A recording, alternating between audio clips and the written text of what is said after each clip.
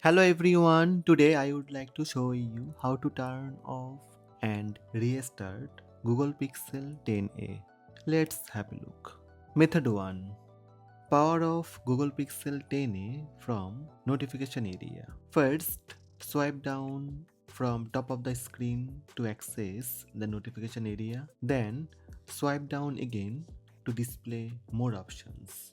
In the bottom right corner, tap the power menu icon and finally tap power off.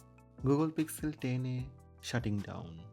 To power on or turn on Google Pixel 10a, press and hold the power button located on the right side of your phone. Continue holding the power button until the phone vibrates and the Google logo appears on your phone screen. Release finger when you see the Google logo.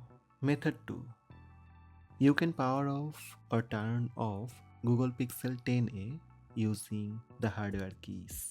The easiest way to turn off the Google Pixel 10a is press and hold the side button and volume up button for a few seconds. This will bring up power menu.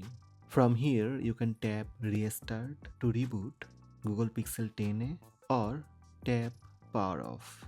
That's it. These are the steps to power off and restart Google Pixel 10a.